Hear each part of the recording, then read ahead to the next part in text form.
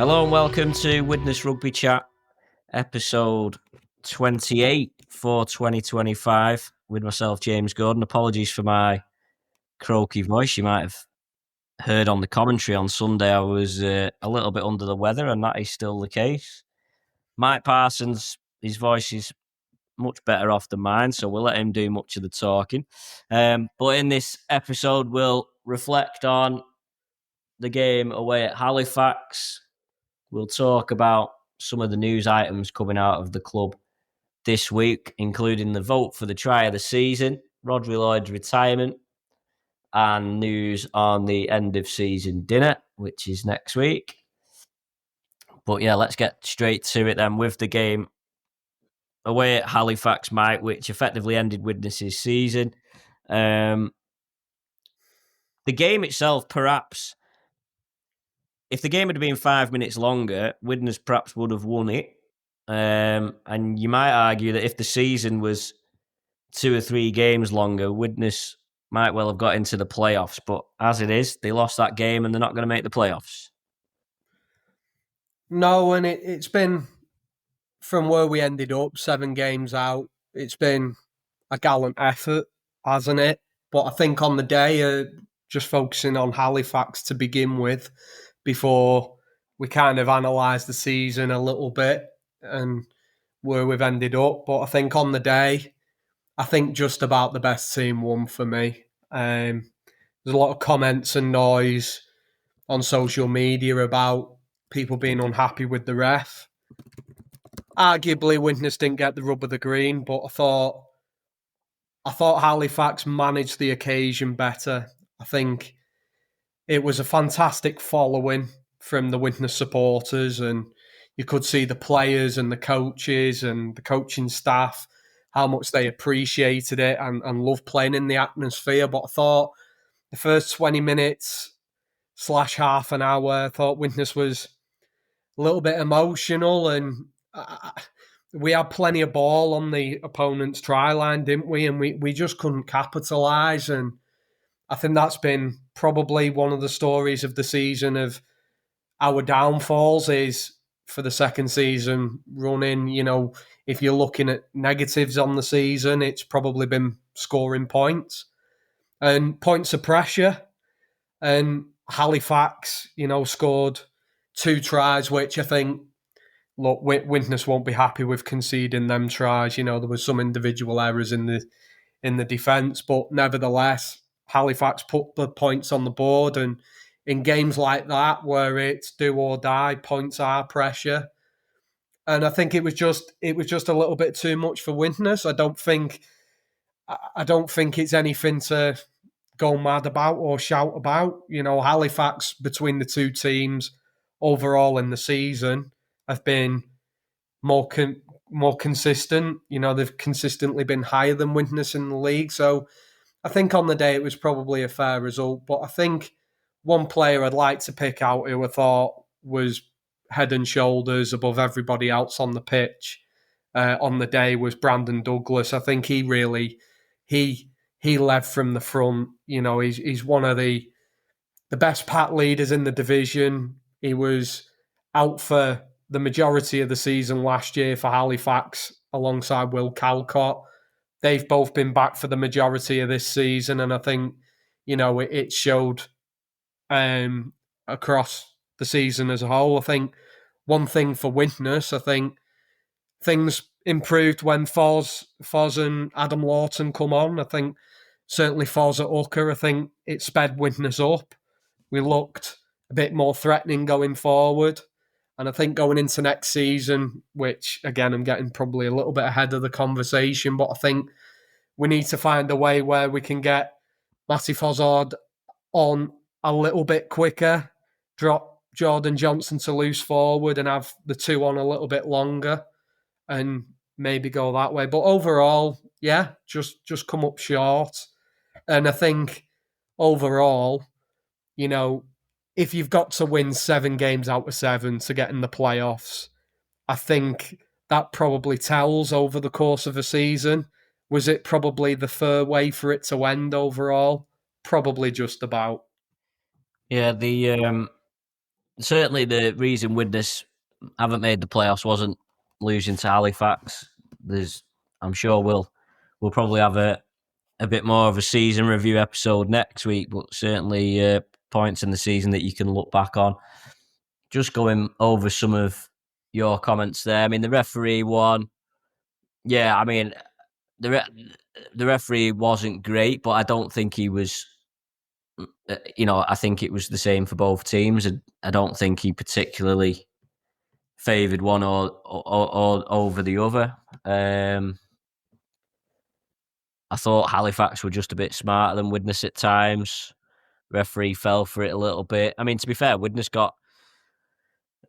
If you appealed for the right things, the referee would generally give it. And I think Widnes got a high tackle given on Mike Butt for all throwing their hands up when it wasn't actually a high tackle on him. It's the same for I think the Fozzard one on Hansen was probably one that the referee fell hook, line, and sink for. But yeah, it wasn't. I actually thought it wasn't too dissimilar to the Barrow game where Widnes had a lot of pressure in the first half and just didn't make enough of it. And whereas in the Barrow game, Barrow tired a lot in the second half.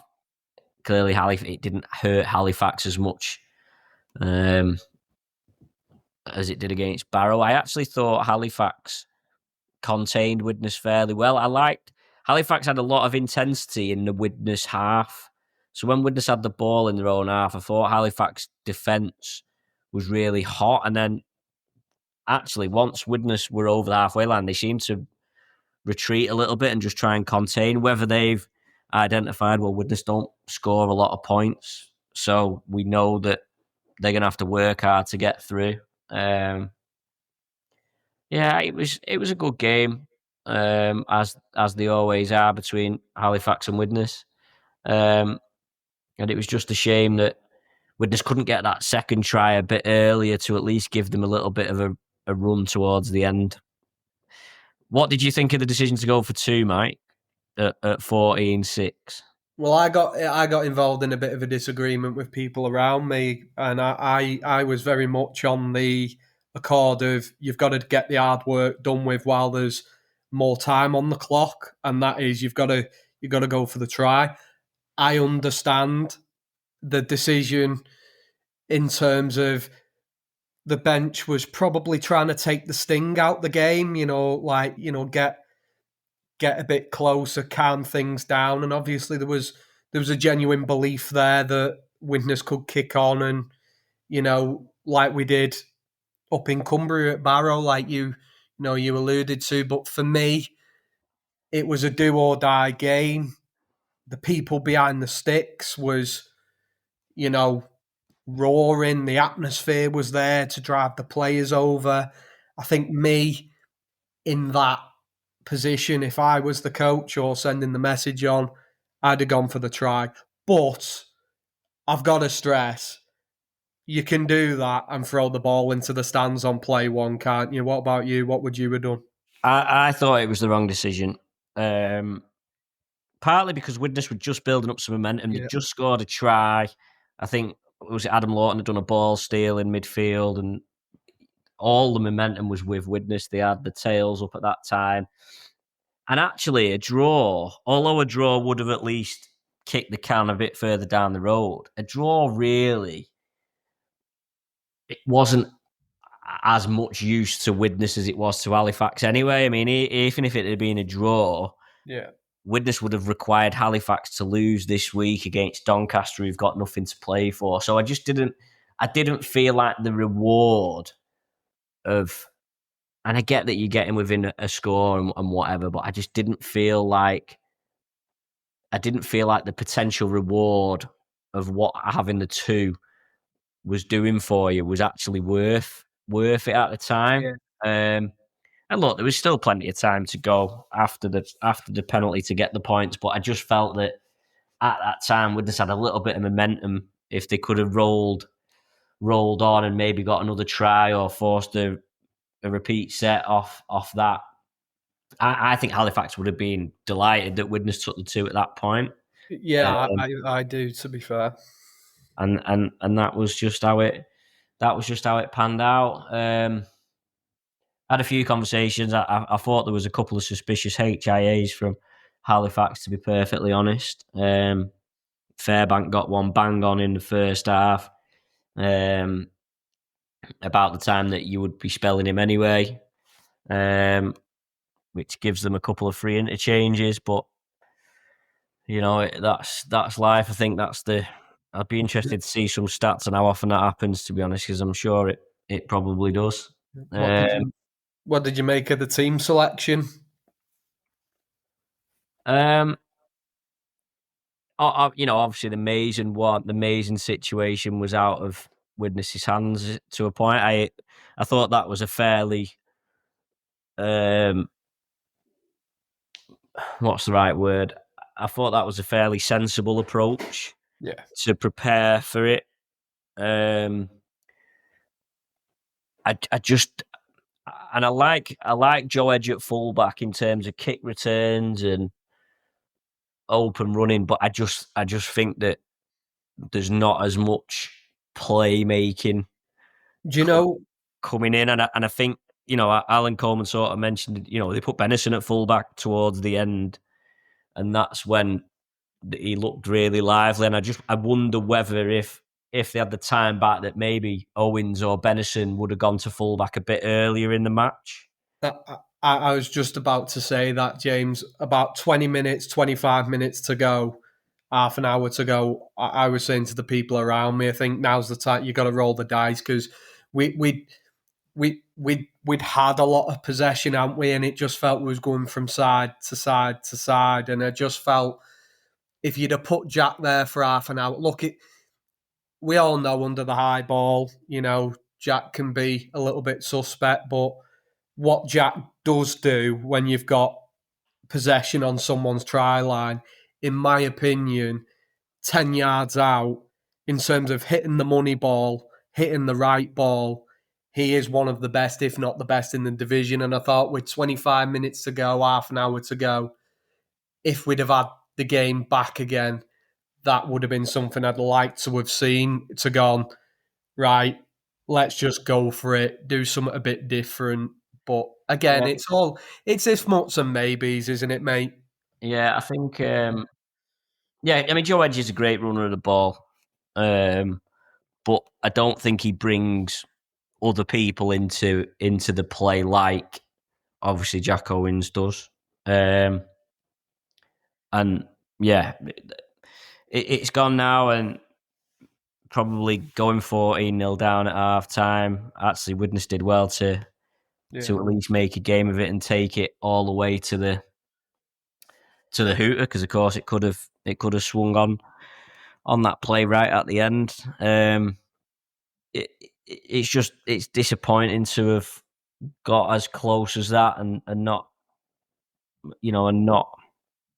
made it. And like I say, we'll reflect properly on the season probably next week. But I think the overall feeling is that it's another season you failed to make the playoffs, and it's a shame that that's happened, especially in the context of all the Super League noise that's going on at the moment, because it would have really helped Widnes's status, if you like, if they'd have finished top six and been able to maybe knock someone off in the playoffs. But it is what it is. Yeah, I think just to add to that, you're right. I think any, chance I said a couple of weeks ago in terms of the Super League on the table and bid, we was an outsider, and with all the runners and riders, I think that kind of it knocks the momentum away from that bid a little bit. But whilst we're on it, quickly, have you had a chance to listen to Matt Shaw's All Out Rugby League podcast this week with Darren Lockyer? No, I haven't listened to the full. I've seen some snippets of it. Does that confirm your hypothesis, James? Well, I mean, look, we've got to wait until October the 16th. We've got to wait till October the 16th to find out what's going on. But for me, all along, I've said I thought it'd be York, Bradford, and London, and I haven't seen anything really that makes me think otherwise. I think you can't tell me that Gary Everington's gone in at London and they're not going to be in Super League. This Darren Lockyer noise makes it sound like it's something that's happening as well.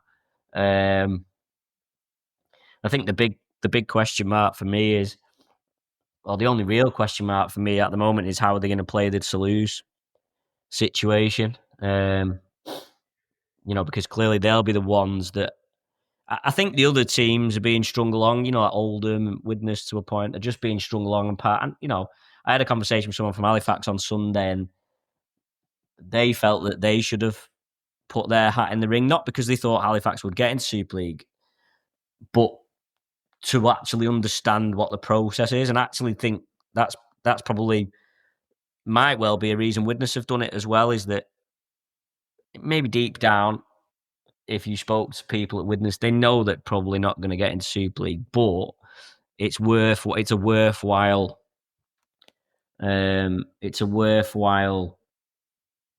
task being part of the process and understanding and having the conversations with the right people. But I think for Toulouse, they'll be the ones that will really ask questions if they don't get in. But yeah, I think the nature of the interview with Lockyer just makes you think. I think I seen someone. I think I retweeted it, actually. Someone tweeted saying, like, why do we have to have this charade and pretend that we're going through an application process? Why don't they just come out and say, we've decided it's going to be these three teams and let's just crack on with it? It's a very interesting listen, that's for sure, and I'd recommend anybody to listen to it, and it'd be interesting to know, obviously, their thoughts. Just on Toulouse, I'd be surprised. I'd be taken back if they line up in the Championship next year, if they miss out on Super League, personally, without knowing, obviously, any greater detail of what the Championship's going to look like next year, and obviously the gateway to Super League going forward. But two things as well that was interesting out the podcast with Matt Shaw was, it sounds like it's a done thing that if London are in Super League next year, Jason Demetrio will be head coach, which would free up, if he doesn't stay on at the club, a very, very, very good coach in Mike Eccles for, well, any team, not just Championship teams. And also there's an air of confidence of bringing a massive NRL captain's name to the Broncos as well. So sounds like, the conversations at London, they've been having the appropriate conversations with people on the other side of the world for quite a considerable amount of time now.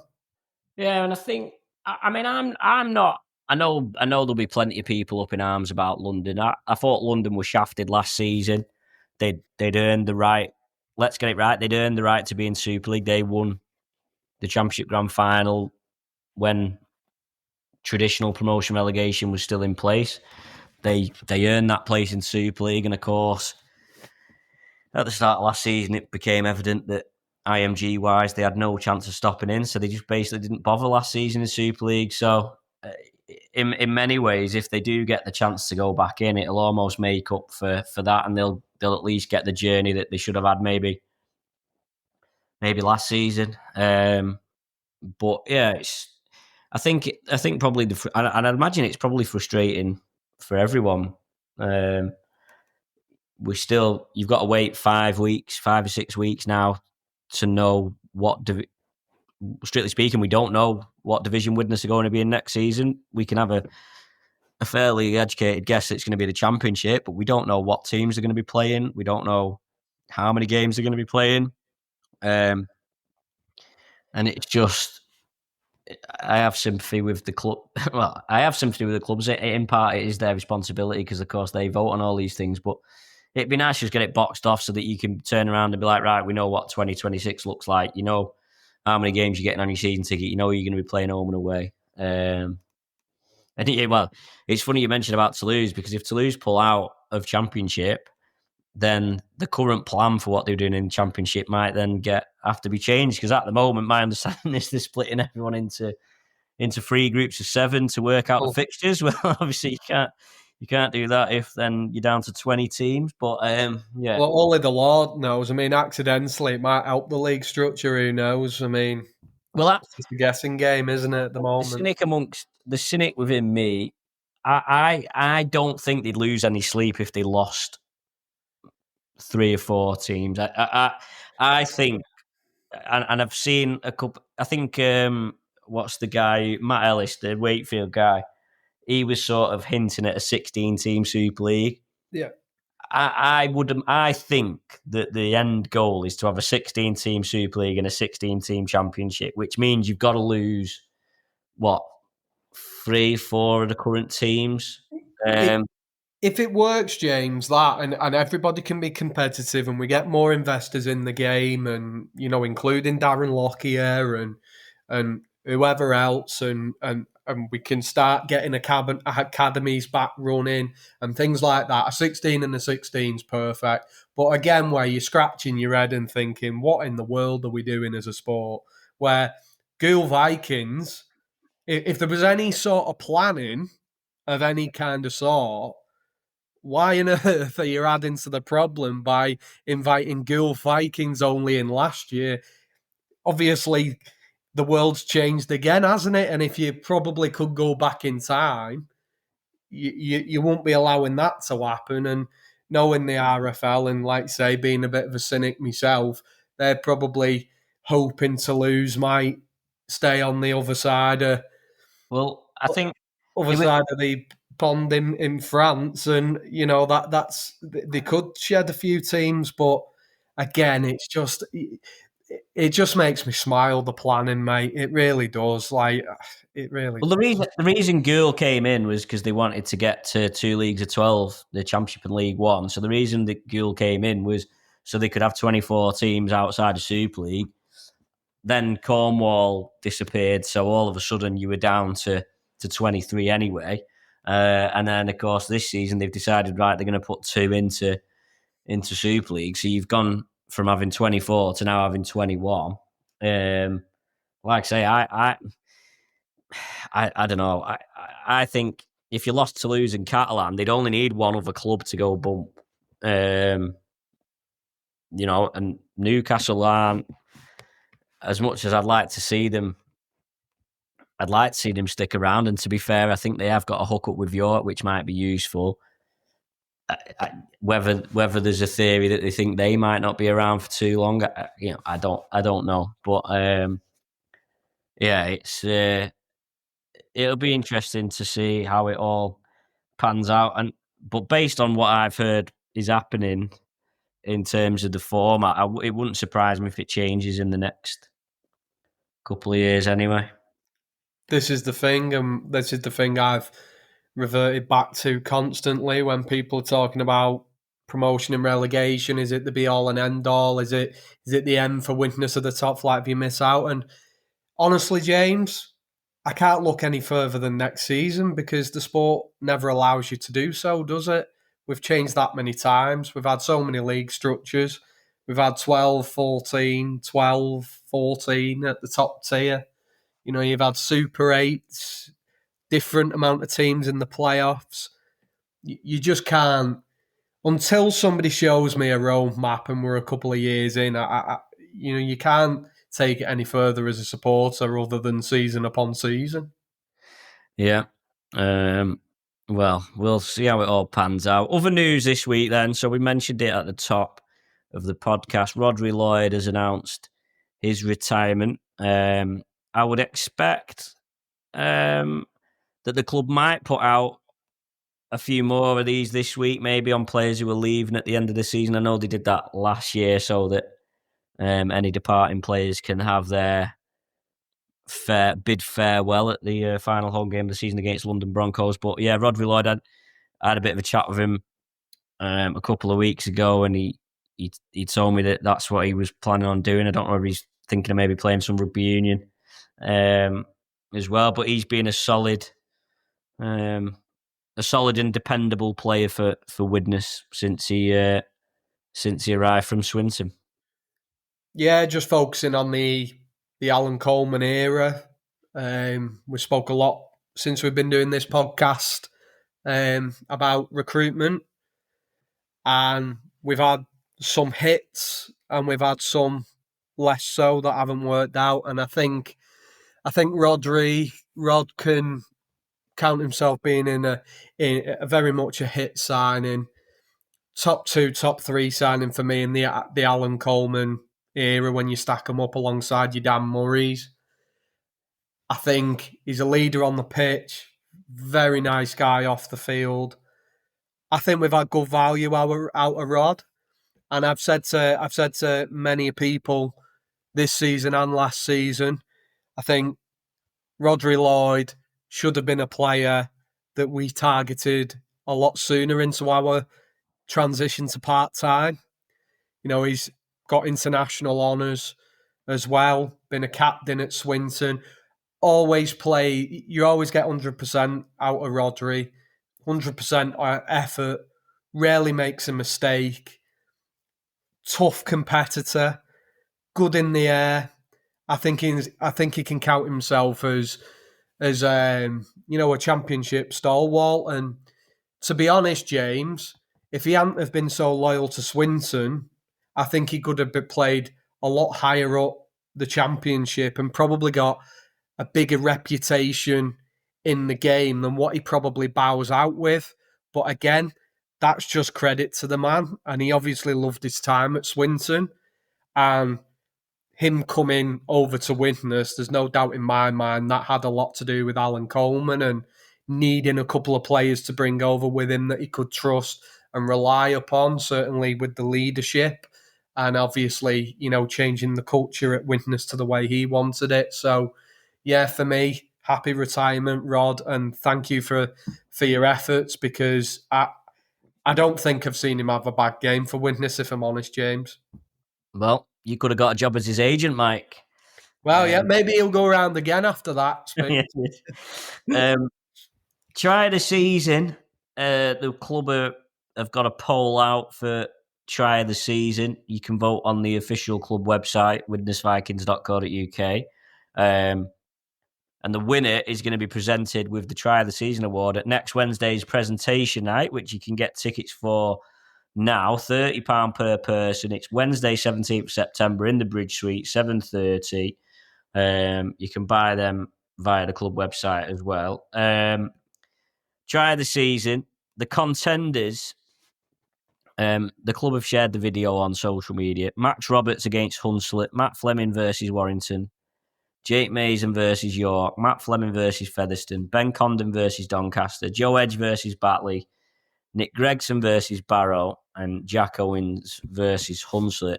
It wouldn't surprise me if Nick Gregson manages to fix the vote and he wins.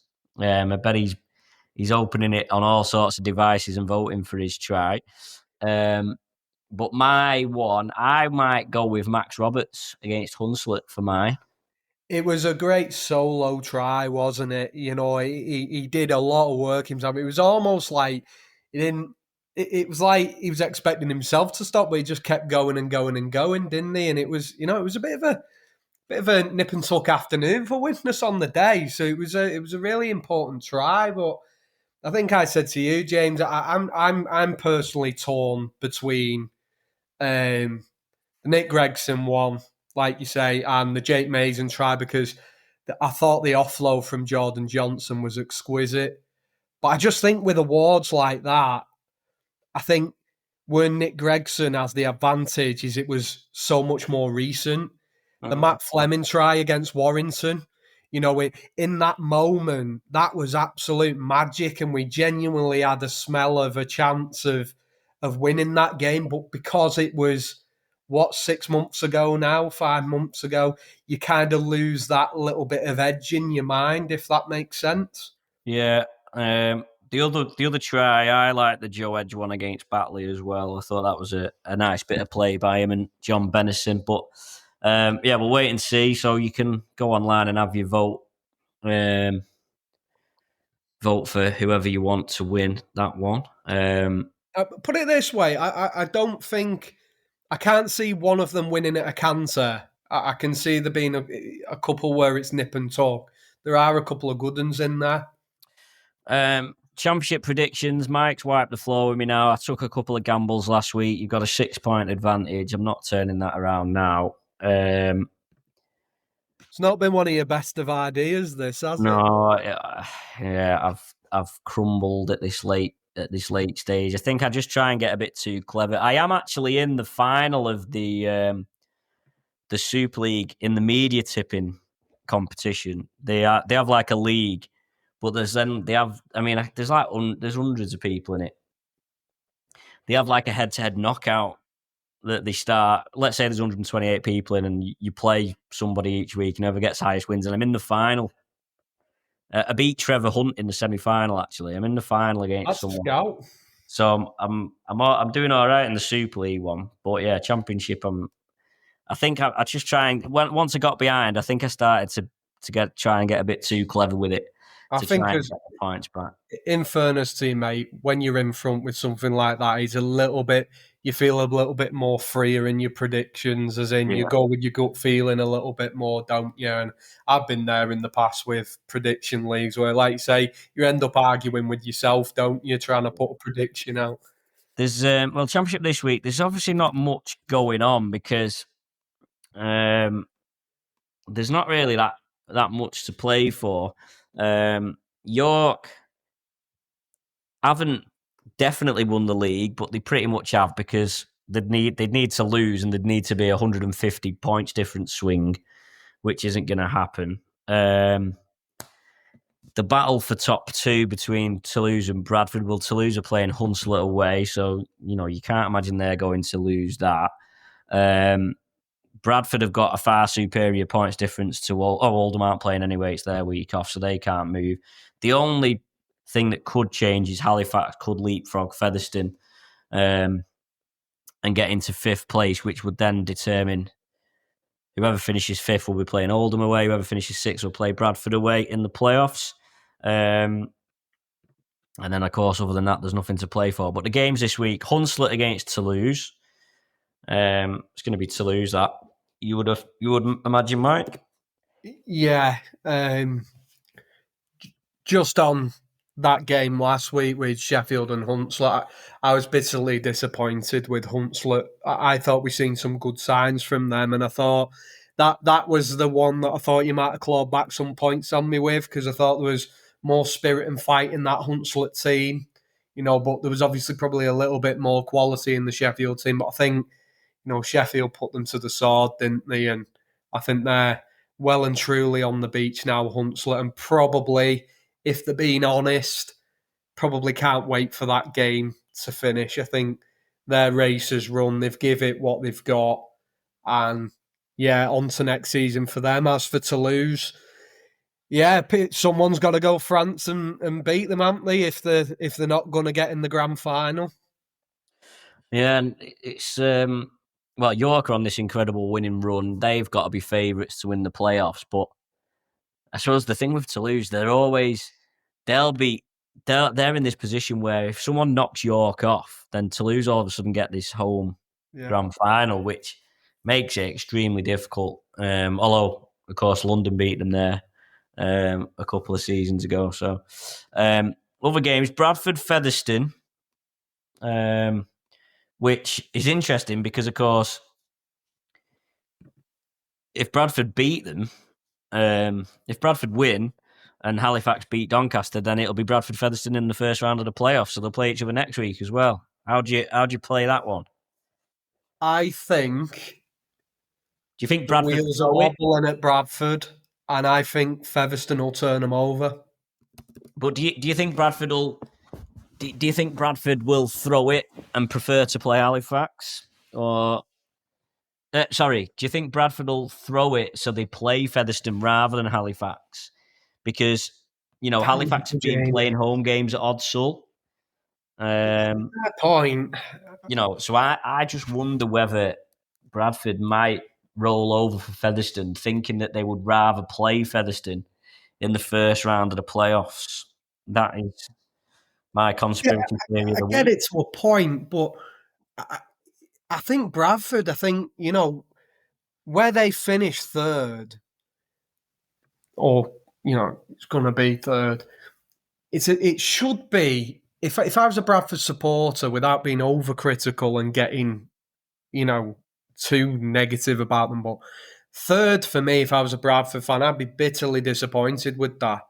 And Well, and I mean, I think the money that they're spending, James, and what comes out of that place in terms of signings, and if there's ever an injury crisis there, they're always signing players. Toulouse don't do that. Do you know what I mean? I know they run with a full time squad, but they more or less make do with what they've got. Bring somebody in here or there. It's like a revolving door at Bradford, and I think they need to put some form together because if I'm right in saying they haven't beat any of the top two yet this season either. York have beaten 3 times and they've yeah, I lost mean, to Toulouse twice. And I think losing them 5 games as a Bradford supporter, I think that's a bitterly disappointing with what they spend.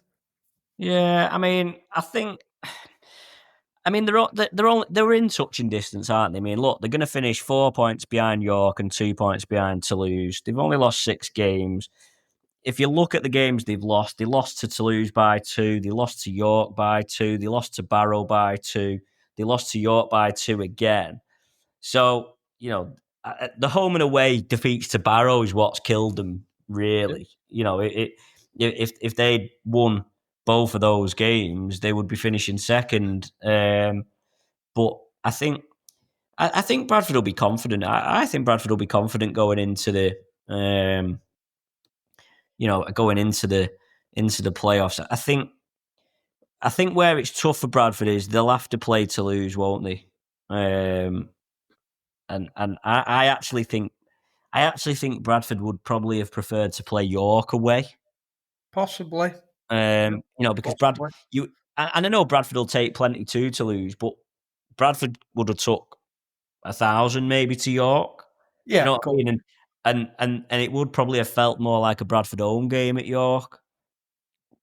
if they get past Toulouse, though, they'll have to do that anyway, mate. Well, yeah, I mean, yeah, but what? Yeah, well, yeah, I suppose I suppose whichever way you look at it, they've got to go to Toulouse. Whether they go first time or second time, I suppose. Other games. I'll Sorry, go go on. with that though, then, mate. I think Bradford are wobbling, and I think Featherstone are going to turn them over. Yeah, I think Bradford will let Featherstone beat them. Doncaster, Halifax, Doncaster. It's insane that Doncaster. Capitulation, isn't it? Yeah, just disappointing from them because they'd got themselves into a really good position, and for them to not, their hopes were gone even before this weekend. The weekend just gone for them to have completely fell away. Crazy team. They've lost 5 in a row. Doncaster now. I said it earlier in the season, Jekyll and Hyde, that they can be on the day, you know, not unplayable, but a very good team. They'd won But 8 in 10. They'd won 8 in 10 yeah, before this run of defeats, and they'd picked up some really good away wins as well in that time. I think they beat Toulouse, didn't they, as well, in earlier on in the season at their place? Yeah, so but yeah, you can't look past Halifax really for that one. No, absolutely not. And I think Kyle Eastman's team actually in the playoffs. And, I think they're a side going into it, nothing to lose. They could be one to watch in the playoffs. Do you think Halifax would prefer to play Bradford or Oldham? I think they beat Oldham. I do. Because I think they'll beat Oldham, and I think they prefer to play Oldham because I think they've got a better chance of winning, and it's not that too far anyway. And then Bradford, I think Bradford would have the edge, but I get what you're saying with the Odsal pitch. They played on it, they know how to use it, but I think they've got a far better chance of of beating Oldham on the whole. And I think the mission, if I was a Widnes fan in that position, I'd be looking at the route I could get to as far into the playoffs as humanly possible. So I think I'd prefer to play Oldham. Right, a couple of dead rubbers. Well, we're not predicting Widnes because we're not predicting Widnes anymore. Sheffield versus Barrow. I'm going to go Sheffield. My gut instinct was telling me Sheffield, but I'm not going to copy you because you've said it first. I'll go for Barrow. No, because I was surprised. I was surprised at the manner of they beat Hunslet. There's been things going on there. You know, it's been a bit of a mess of a season. There's still stuff going on, but you'd like to think the group of players and Craig Lingard can come together. That team is a lot better than the league table shows. They've just not showed it on the field.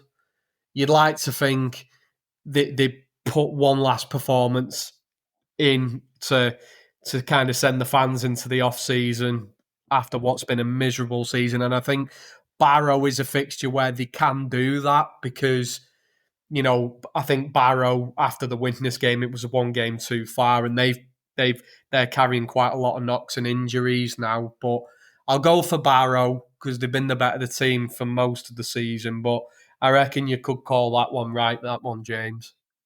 And then the other game, obviously, Widnes against London. And then the other game is York against Batley. York are just almost an unstoppable juggernaut at this point. Yeah. What are they up to now? Consecutive wins. I mean, there's that many green W's on this list. It's hard to 6, 10, 11, 12, 13, 14, 15, 16, 17, 18 consecutive wins, which is quite... I wonder what the record is. Well, Wakefield would be up there, wouldn't they, last year? Did Wakefield win? What did they lose? One game in Toulouse. But did Wakefield... Did Toulouse not beat Wakefield last season? Yeah, they did. They did. That was the only game, but it'll depend how early in on the middle of the season. Lost. Yeah. I mean, don't get me wrong. I think it'd be much more than 18, but it'll be interesting if they can get they could get near it. Leeds obviously as well when they had Blake Ferguson, and that'll be up there. But no, you are right. I mean, consecutive though is some going. I mean, I know there'll be teams who've won, you know, might have only lost 1 or 2 games, but if you lose one in the middle of the season, you know, in the middle of the season, whatever. But yeah, they've had a pretty impressive season for York. But of course, well, I was about to say that it means for nothing if they don't win the grand final, but it doesn't even matter if they win the grand final or not anyway. No, I'd be York and Bradford for me will be in Super League without a shadow of a doubt next season. I'll be flabbergasted if one of them two ain't. For me, it is a case of London or Toulouse, and like we've already said, my gut instinct, and has been for a long time, was because of Gary Everington. Even more so now with Darren Lockyer. My gut instincts, everything suggests it's going to be London. I wonder how much of an impact the grand final will have on the IMG scores, because of course you do get you do get a point or whatever it is. It's not quite is it not? You get some sort of point for winning the championship grand final. I wonder how decisive winning the grand final would be to say Toulouse as an example. Well, that's the standout, isn't it? You know, if Toulouse win the grand final, does that 0. I think it's 0.25, isn't it? Yeah. For win, yeah. Does that 0.25 give them the edge over another team? That's where, I know you could say the same about York or Bradford. I mean, there could be a scenario, James. Say if I think it's unlikely personally, but if Toulouse won that grand final and they went into the top 12 IMG scorers, you could be in a world where potentially, if they're there on merit, York and Bradford, let's say, get chosen, and if they want London in as well, I think if Toulouse finished in that top 12, there'd be a couple of clubs like Castleford and Huddersfield sweating a little bit because they'll, Yeah. one of them could potentially have to go through the application process, which they've already submitted. Very unlikely, but it is a potential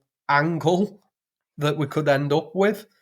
Yeah, it's it'd be interesting to see how it all plays out over the next few weeks. The clubs are going through the process at the moment where they have to submit their data for various things. So no doubt there'll be some admin people very busy at the RFL over the next couple of weeks. So Widnes at home to London Broncos this week, and next week we'll do a podcast reviewing the season. A shout out to the Widnes women's team who have finished top of League One and will be. I'm not sure whether there is automatic promotion, Mike, but they'll be hoping to go on a run and win the grand final and maybe get a berth in the women's championship next season. Absolutely. I'm led to believe there's a playoff system and that guarantees a home semi-final. You'd like to think, the Vikings women will go into that as favourites. They've played 12 games, won 11. The only defeat is against Fryston, who's sitting fourth. That was 34-32. So even that game was really close. And it's a fantastic achievement. And we've gone about the men's enough, and the disappointment of that season. But that is a season to be really proud of, and it's great that the women's team is going from strength to strength. We spoke on the podcast last year, winning the trophy and Hannah Quirk's fantastic length of the field effort. And they've gone again, and it's not just a knockout competition now. They've won. They're becoming a force and dominating the division they're in. So obviously, it was meant to be a game played before the London game this weekend. Unfortunately, Halifax, who sit bottom of the table, they couldn't field the team. So unfortunately, the girls won't get a chance to play in front of the home crowd, which is a real shame. But I'm hoping all the Vikings supporters will still give them a great reception. And then for that home semi-final, I'm really hoping, a lot of people, when the details are revealed around it and who they're playing, etc., that fans will get out and support the girls, because it's been a remarkable season building off, a couple of seasons in time gone by where it's got better and better. And I think this year, youth and experience have come together. Dom's doing a great job, and it's flourished. And what a season it's been so far. Let's hope they can do it to the bitter end. Yeah, and I think you only have to look at, and I know it's difficult for Widnes in terms of, St. Helens are the dominant women's team in the area. And you only have to look at how Warrington have treated their women's team with such disdain over the last season or so.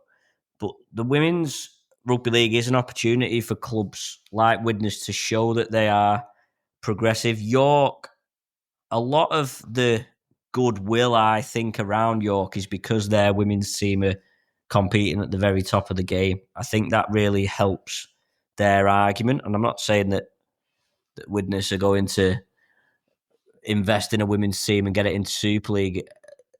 That's a critical. I'm not saying that that's a business critical thing, but certainly having the women's team doing well and getting in the championship and having the women's team knocking on the door for Super League could be something that's beneficial for the club moving forward.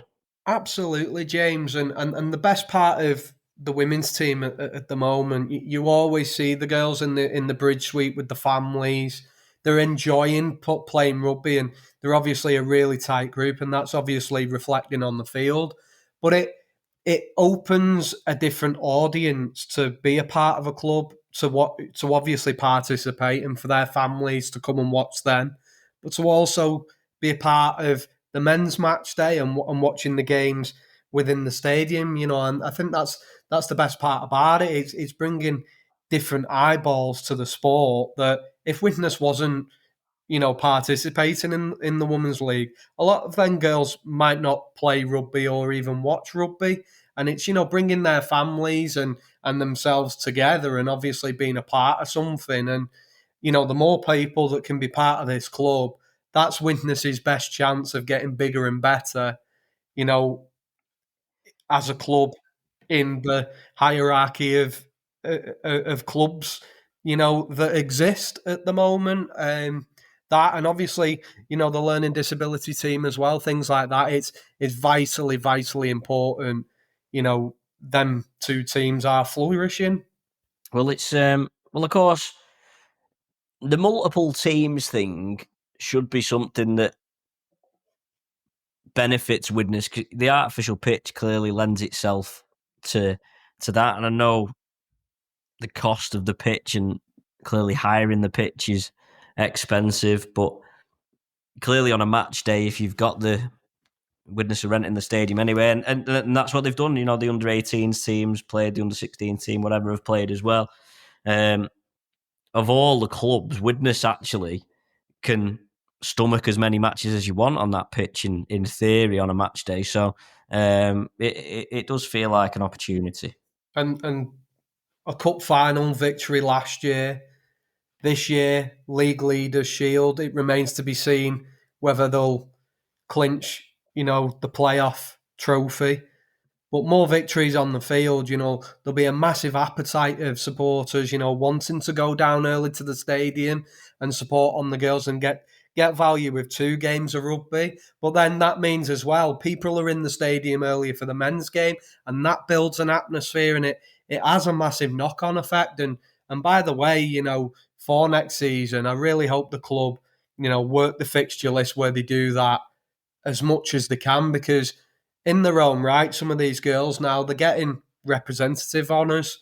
Hannah Quirk, England Community Lions. Becky Webb got a call up to the Irish squad to play France. Lily Wilkinson, the under-21s, England Lions, Community Lions, under-21s. So these girls, they're good competitors in their own right, and they're improving week on week, and that product will keep getting better under the guidance of Dom, and hopefully Sundays can become a bit like the Valkyrie and York. Obviously, that's talking way ahead of the future, because the Valkyrie, they've been going for a number of years, and they've been at the top of, or in the top 4 of Super League for a number amount of years. But there's no reason why Widnes can't keep building that match day experience and exposing fans to 2 games instead of just the men's.